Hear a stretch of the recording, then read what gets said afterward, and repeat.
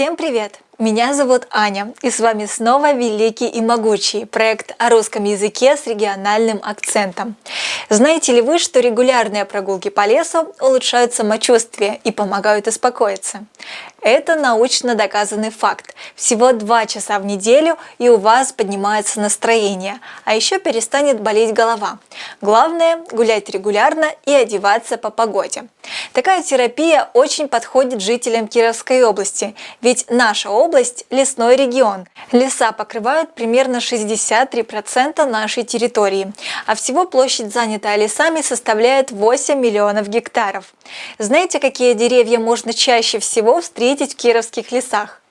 Это ель, традиционный символ Нового года, могучая сосна, белоствольная береза, тонкая осина.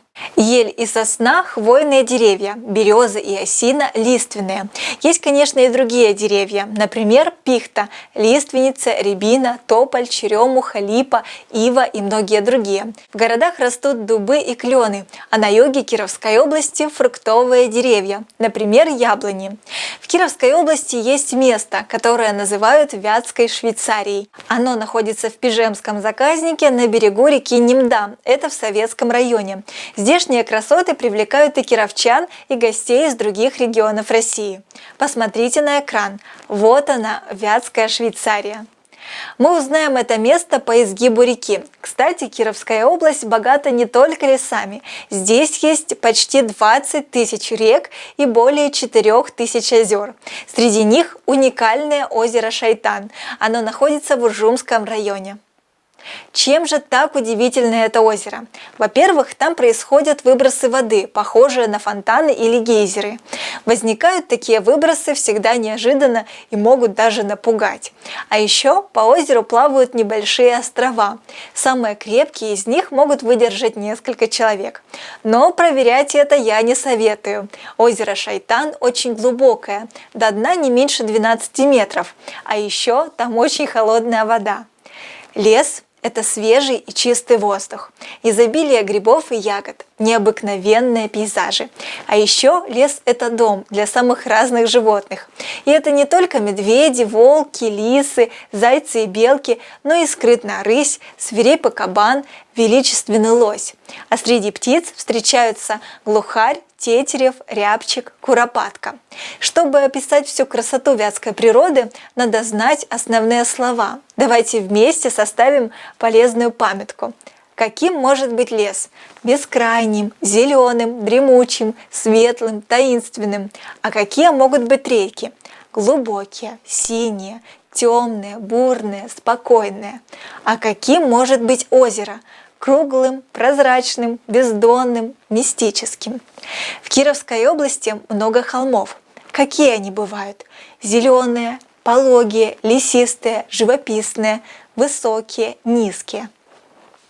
А теперь давайте вспомним названия деревьев. Например, ель может быть пушистой и колючей, сосна – могучий, величественный, мощный, береза белая, серебристая, кудрявая, осина – молодая, тонкая, трепещущая. А теперь определим пейзаж в целом. Представьте, что вы на вершине холма и видите все вокруг на десятки километров. Лес или поля простираются до горизонта. Как вы можете это описать? Пейзаж удивительный, завораживающий, прекрасный, захватывающий, красивый, чудесный, изумительный, фантастический, поразительный. У нас получилась полезная таблица. Используйте ее, чтобы рассказать о своей малой родине.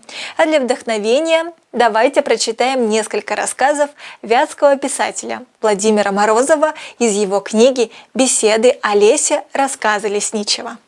Что такое лес? Когда я задавала ребятам такой вопрос, они обычно отвечали: это деревья. Ответ не совсем точный. Деревья растут не только в лесу, но и в поле, и на лугу. Дерево в поле и на лугу растет, как ему вздумается. Ствол у него толст, невысок и коряв. Длинные ветви начинаются у самой земли и раскидываются широко в стороны. Не то что в лесу. Здесь деревья словно солдаты в строю. Стволы у них длинные, ровные и прямые. Глянешь на макушку, шапка с головы валится. Почему деревья в лесу стройные и высокие? Почему ветви у них растут лишь на самой макушке? Все потому, что стоят они там тесно. Тут уж как вздумается, в кривь и в кось расти не будешь. Соседи не дадут. Вот и тянутся все дружно вверх к солнцу. Худо тому, кто отстанет. Перегонят соседи, сомкнут ветвями кронами над головой, лишать света. Начнет деревце чахнуть, вянуть и в конце концов совсем засохнет. Обратите внимание на полезные тематические слова. Лес, деревья, поле, луг, ствол, ветви, кроны, деревца. А еще посмотрим на прилагательные. Например, ствол толстый, невысокий, корявый, деревья стройные и высокие, стволы длинные, ровные, прямые. Давайте прочитаем сейчас еще один маленький рассказ. Лес лесу рознь, деревья в лесу разные. Один из них с листьями. Осенью листва опадает, а весной зеленеет вновь. Так они и называются – листопадными. Это береза, осина, ольха, дуб, липа. На других вместо листьев тонкие зеленые иглы. Такие деревья называют хвойными. Это сосна, ель, пихта, кедр, лиственница. Из хвойных каждый год меняет наряд только лиственница. У остальных же хвоя живет 5, а то и 7 лет. Потому они и зимой, и летом одним цветом. Когда летишь над тайгой на самолете, сначала все внизу кажется просто зеленым. Но едва присмотришься, видишь, что в одном месте зелень погуще, в другом пожиже, в третьем посерее, а в четвертом вообще какая-то желтая. Оказывается, лес лесу рознь, и двух одинаковых трудно встретить. Как отличается сухой высокий пригорок от топкого болота, также будут отличаться и леса на них. В этих лесах разные деревья, кусты и травы, и даже воздух, не говоря уже о почве. Разные леса, пусть и одной породы, лесоводы называют разными типами леса или биогеоценозами. Био – жизнь, гео – земля, ценоз – сообщество, братство. Вот и получается, что лес – это не просто скопище деревьев, трав, кустарников и животных. Это сообщество жизни на земле. Его можно сравнить с большим многоэтажным домом. Как и в любом городском доме, в лесу много жильцов. И все они разные. Одни из них дружат между собой, другие равнодушны к соседям, третьи попросту не могут терпеть друг друга. Этот рассказ помогает запомнить, какие деревья растут в лесу. Сосна, ель, пихта, кедр, лиственница, хвойные деревья, береза, осина, ольха, дуб, липа, лиственные или листопадные. Обратите внимание, как автор рассказа определяет лес. Лес – это сообщество жизни на земле. А это стихи Павла Маракулина, еще одного вятского писателя и поэта. Вы приезжаете к нам по сентябрю, когда в лесах светло от паутины. Я всем своим товарищам дарю букеты красной северной рябины. Уже неделю и 2 дня подряд по берегам, где залегли овраги, похожие на праздничные флаги, рябиновые заросли горят. Мне нравится отважная игра. Собаки, лодки, спиннинги и ружья. Рябиновых озер полуокружья и мамин крик. Ни пуха, ни пера. И родину не так бы я любил, когда б не эта красота до боли, когда б по водяной широкой воле крылом осенний селезень не бил. Вы знаете, я всем так говорю. В лесу теперь грибов и ягод много.